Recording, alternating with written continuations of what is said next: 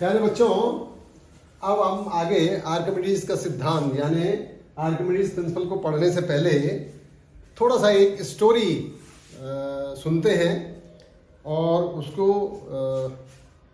जानने की कोशिश करते हैं कि क्या था।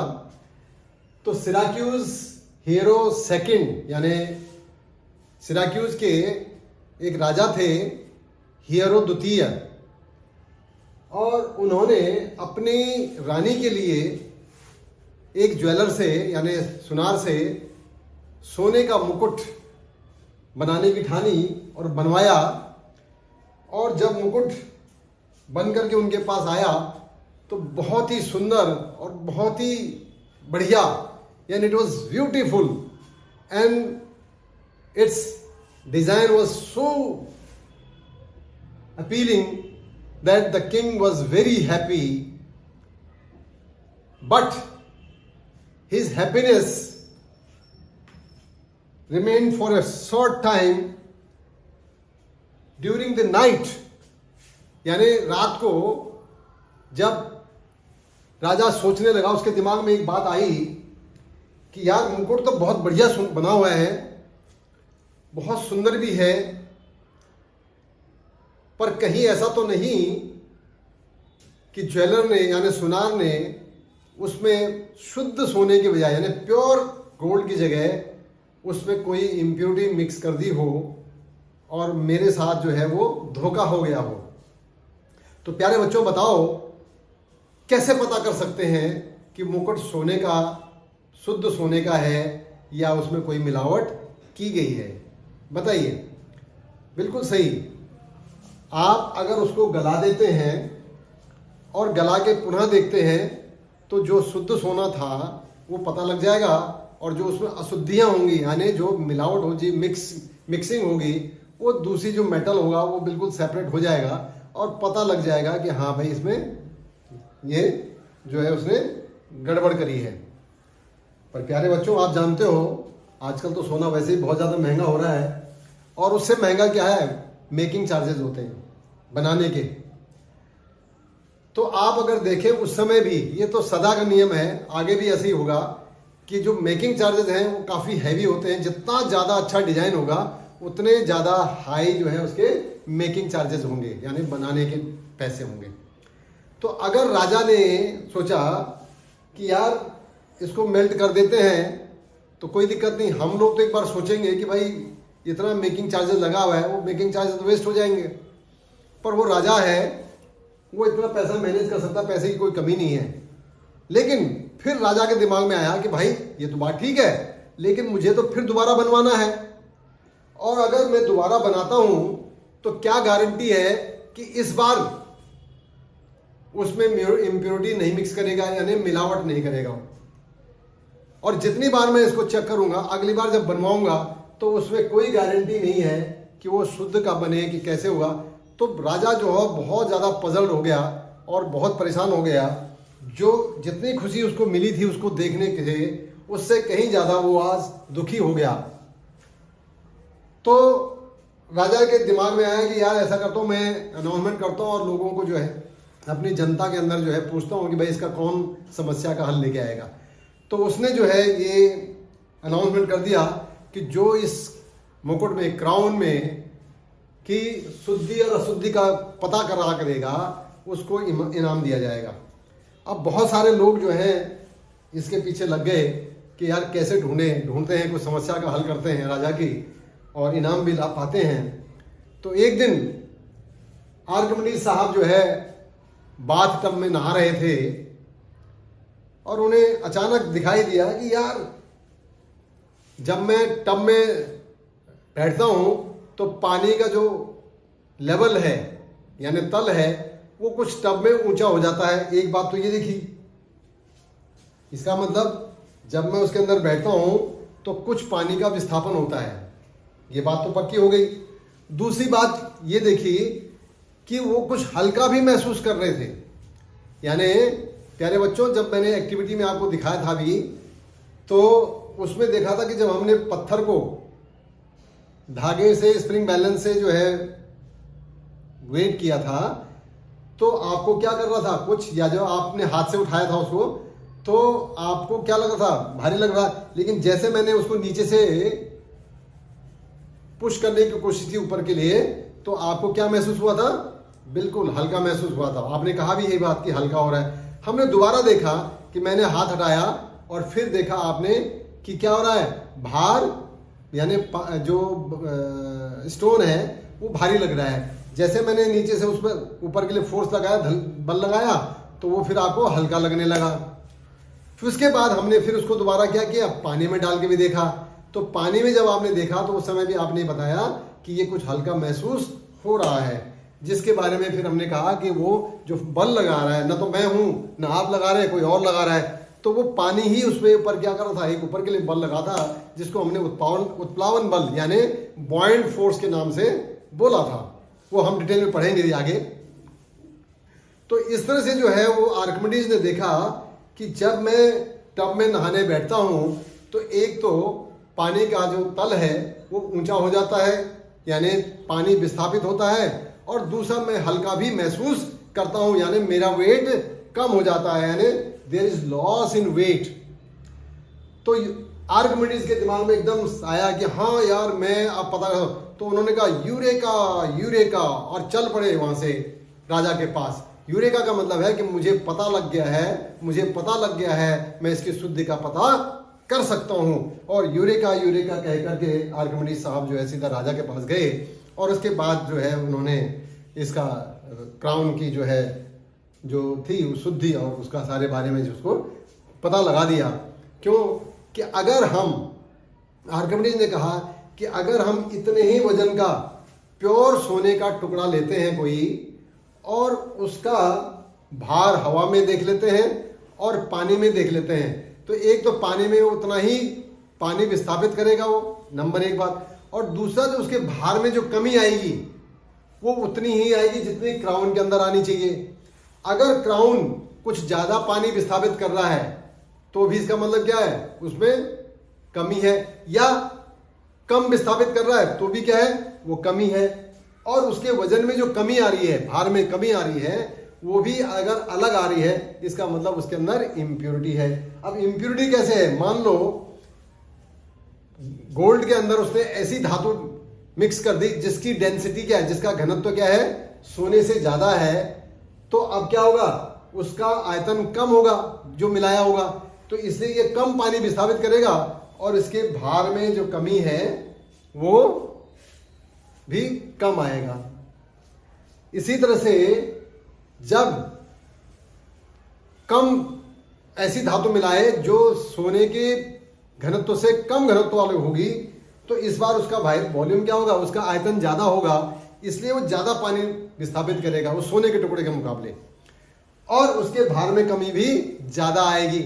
इसका मतलब है इस बार भी क्या हो गया भाई, उसमें इम्प्योरिटी है। लेकिन अगर जितना वॉल्यूम उस प्योर सोने का टुकड़ा निकाल रहा है, विस्थापित कर रहा है, उतना ही अगर ये मुकुट भी करेगा, इसका मतलब मुकुट शुद्ध है, और उसके भार में जो कमी है, जितना भार में कमी उस सोने के टुकड़े में आ रही थी और इसमें आएगी बराबर, तो इसका मतलब क्या है, वो शुद्ध है। तो इस तरह से जो है आर्किमिडीज का सिद्धांत जो है वो इवॉल्व हुआ है, और मुझे लगता है कि इस स्टोरीज के साथ आप इसको अच्छी तरह से रिलेट कर पाएंगे और समझ पाएंगे। आगे हम इसको समझेंगे भी और देखेंगे भी।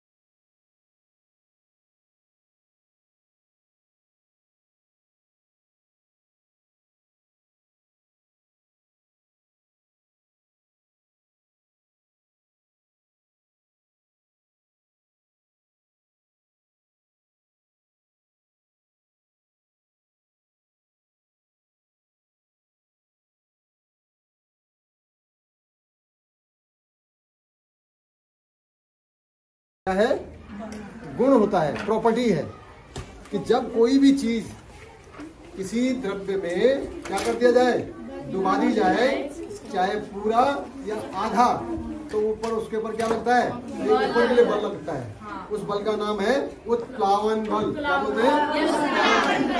whenever a body is partially or completely immersed in a fluid माने द्रव्य, then it exerts an upward force and the said force is known as buoyant force। यानी जो ऊपर लगने वाला जो बल है उसे हम क्या कहते हैं, उत्प्लावन बल कहते हैं। और उसी उत्प्लावन बल के कारण वो हल्का महसूस हो रहा है। जी ये जहाज पे लगता है। बिल्कुल बिल्कुल, इस वजह से वो तैरता रहता है और नहीं तो वो डूब जाएगा।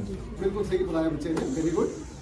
अब आर्किमिडीज जो है जब नहा रहे थे टब में, तो उनके ऊपर भी क्या करेगा, पानी के बाहर आ रहे हैं तो उन्होंने कहा यूरेका यूरेका, यानी मुझे पता लग गया है, मुझे पता लग गया। जो किसी को पता लग गया, वो जो राजा ने जो है क्या कहा था कि भाई जो इसका शुद्धि का पता लगाएगा, कुछ जो मुकुट बना हुआ है, जो क्राउन बना हुआ है, उस क्राउन की शुद्धता का पता लग जाएगा। तो क्योंकि हर बॉडी, तो उतने मास का क्या करेंगे हम, प्योर सोने का डुबाएंगे पानी में और उसे देख लेंगे, और उस मुकुट को भी डालेंगे, उसको भी देख लेंगे। अगर दोनों बराबर करेंगे तो ये दोनों प्योर है, नहीं तो नहीं है, ठीक है। तो इसलिए तो उसके बाद उसने कहा था उसकी रिलेटिव डेंसिटी, यानी आपेक्षिक घनत्व। घनत्व समझते हैं,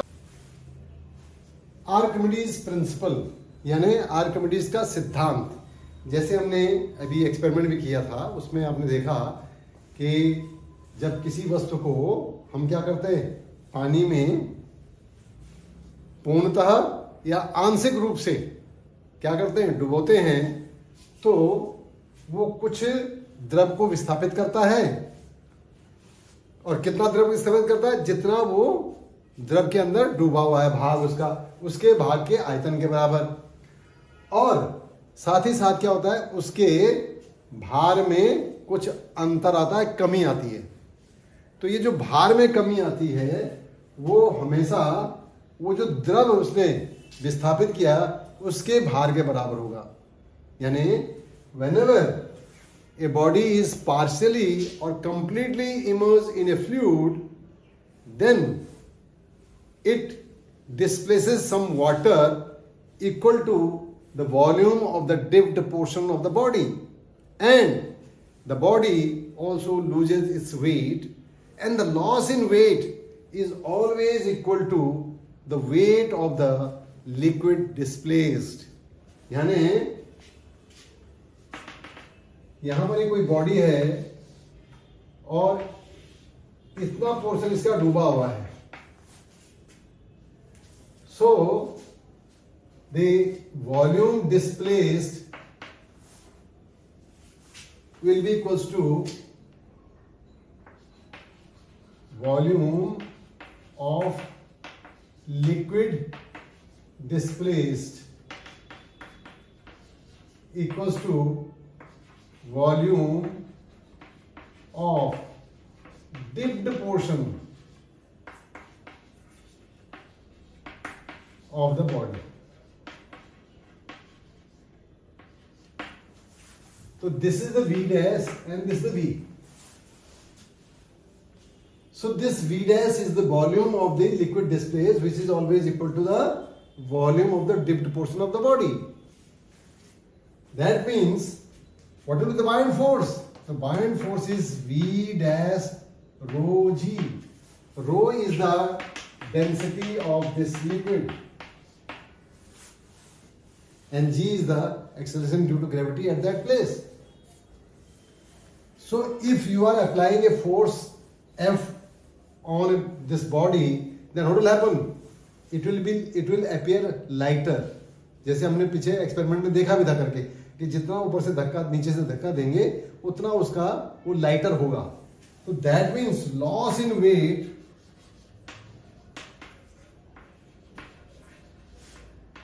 will be equals to buoyant force F, and that is equal to V dash rho G, that is equal to weight of liquid displaced।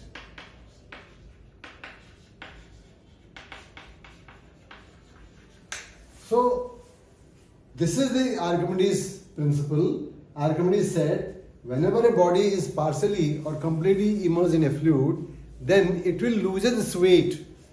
And that weight, loss in weight, the loss in weight is always equal to the weight of the fluid displaced or liquid displaced by the body. So this is the buoyant force, as we have studied in case of the buoyant force.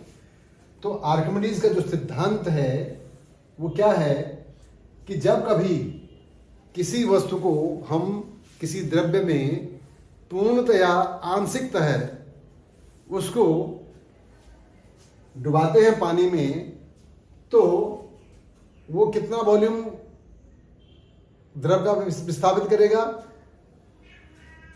जो उसका डूबा हुआ हिस्सा भाग है उस भाग के आयतन के बराबर। तो यानी जो विस्थापित द्रव का आयतन है वो हमेशा क्या होगा? वस्तु के डूबे हुए भाग के आयतन के बराबर होगा। और उत्प्लावन बल को अगर हम देखें तो उत्प्लावन बल क्या होता है? V डैश रो जी। यहां पर अगर ये डूबा हुआ हिस्सा V डैश है तो जो विस्थापित पदार्थ विस्थापित द्रव होगा उसका वॉल्यूम होगा, उसका जो आयतन होगा वो V डैश होगा। तो V डैश का मतलब क्या हुआ?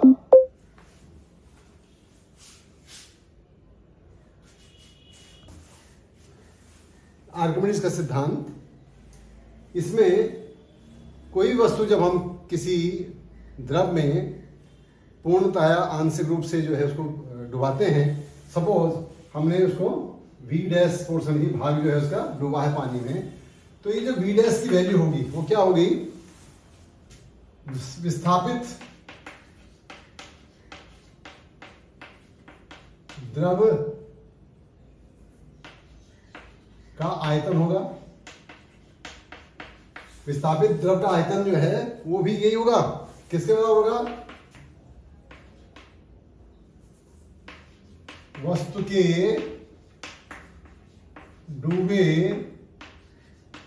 भाग के आयतन,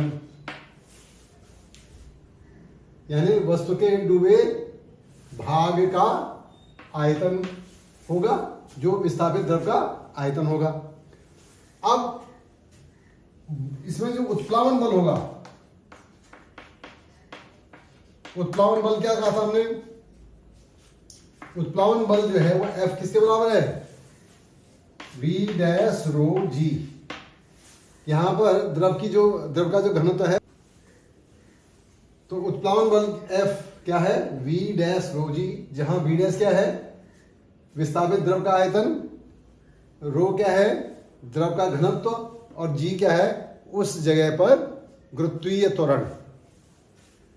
अब आपको मैंने एक्सपेरिमेंट में भी दिखा था कि पत्थर पे हमने जितना धक्का लगाया था नीचे से, उतना उसके भार में कमी आई थी। तो यानी भार में कमी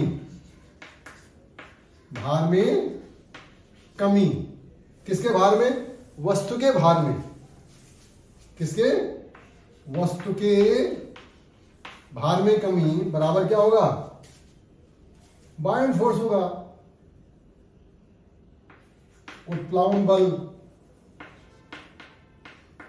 जो बराबर F, जो बराबर क्या होगा?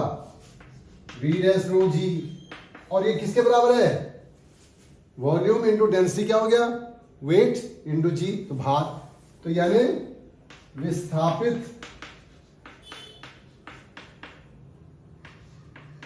द्रव का भार। और यही आर्किमिडीज साहब ने कहा था कि जब कभी किसी द्रव में हम किसी वस्तु को पूर्णतः या आंशिक रूप से डुबाते हैं तो वह कुछ द्रव को विस्थापित करेगा, और कितना समान आयतन जितना उसका भाग डूबा हुआ होगा, और इसलिए उसके आयतन में, उसके भार में भी कुछ कमी आएगी। और जो भार में कमी है वह सदैव कितनी होगी? उस विस्थापित द्रव के भार के बराबर होगी। तो यानी जब कभी भी आर्किमिडीज का जो सिद्धांत है वो क्या है कि जब किसी द्रव में हम किसी वस्तु को पूर्णतः या आंशिक रूप से डुबाते हैं तो उसके भार में कमी होती है, और वह कमी, भार में कमी जो है सदैव विस्थापित द्रव के भार के बराबर होगी। तो यहां पर क्या है, वस्तु के भार में कमी बराबर यानी उत्प्लावन बल, जो बराबर क्या है, विस्थापित द्रव के भार यानी विस्थापित द्रव का भार के बराबर होगी।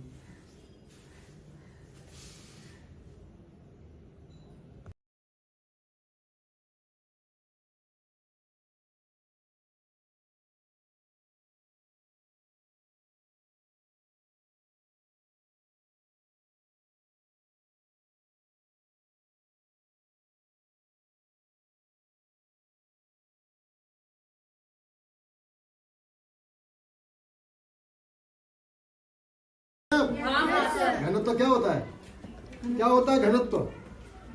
कोई भी चीज कितनी शक्ति से बनी है, कितनी टाइट है, कितना क्या है, जैसे लोहा, लोहा है। अच्छा 1 किलो रुई भारी होगी कि 1 किलो लोहा? दोनों कितने हैं? 1 किलो। किसने बोला बराबर? वेरी गुड, सुना करो ध्यान से।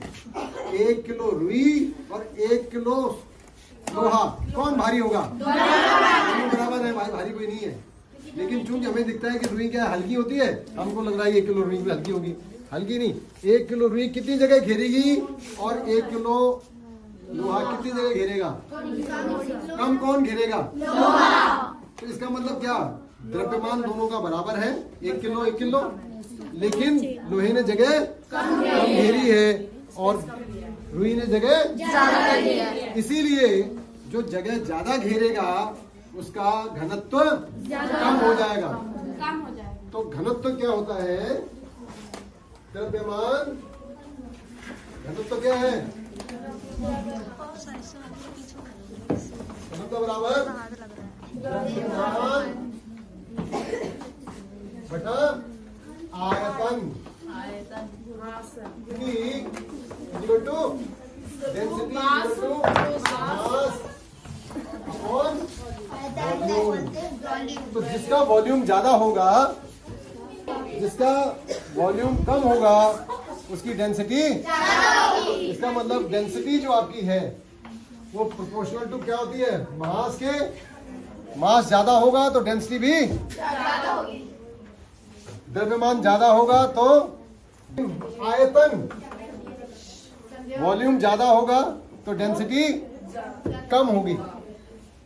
वॉल्यूम ज्यादा होगा तो डेंसिटी कम होगी। आयतन ज्यादा होगा तो घनत्व कम होगा। आयतन कम होगा तो घनत्व ज्यादा होगा। जैसे लोहे का आयतन क्या था? कम था, इसलिए घनत्व ज्यादा था। और रुई का आयतन ज्यादा था।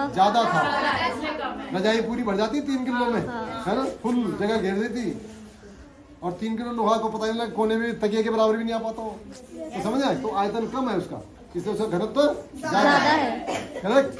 तो इसके बाद घनत्व जैसे बोला है, यानी रिलेटिव डेंसिटी और स्पेसिफिक ग्रेविटी भी बोलते हैं उसको।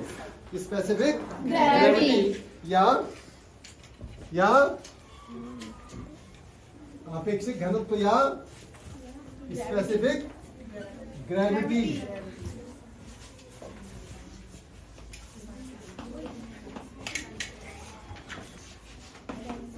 रिलेटिव डेंसिटी, इसको हम बोलते हैं आरडी।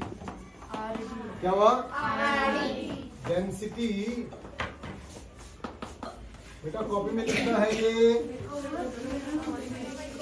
Specific density water. तुलना करने के लिए हमें क्या करना पड़ेगा? कोई चीज लेनी पड़ेगी, उसके रिस्पेक्ट में करेंगे, तुलना करेंगे। क्लास में फर्स्ट सेकंड थर्ड निकालते हैं, कैसे निकालते हैं सर? परसेंटेज और नंबर। हाँ, जिसकी सबसे ज्यादा ऊपर होगा उसको पहला कर देंगे, जिससे उसके कम होंगे उसको सेकंड कर देंगे। ऐसे करके देखते हैं ना। इसी तरह इसमें भी है कि किसकी डेंसिटी ज्यादा होगी, किसकी डेंसिटी कम होगी। पानी, और वो भी 4 डिग्री पे लेते हैं, वो बात की बात है थोड़ा। भाई तो आप छोटे क्लास में हो तो इसे वहां काफी है, ठीक है। यानी आपेक्षिक घनत्व, आपेक्षिक घनत्व बराबर, यानी रिलेटिव डेंसिटी क्या हो गया, या आपेक्षिक घनत्व। ऐसे कर दो, क्या हुआ? घनत्व डिवाइडेड बाय, यह भागा किससे करना है, पानी का घनत्व। ठीक है, तो पानी से हम कम क्या करेंगे, तुलना करेंगे, पानी के घनत्व से हम तुलना करेंगे। ठीक है, क्लियर हो गया? Yes sir. किसने लिख दिया कॉपी में, तो देखो भैया, देखना बेटा कॉपी में लिखा, किसने लिखा दिखाओ, यस सर। जिसने कॉपी में लिखा उसने दिखाओ। सर मैं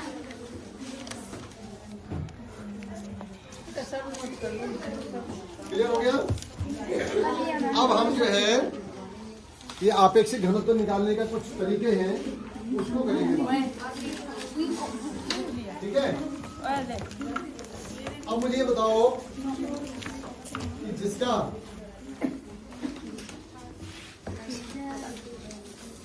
देखो बेटा क्या लिखा है, density of substance upon density of density, why कहाँ है, डेंसिटी ऑफ वाटर। आपेक्षिक घनत्व क्या होता है, वस्तु का घनत्व डिवाइडेड पानी का घनाभ, नहीं घनत्व। तो क्या लिखो, घनत्व सही लिखो बेटा,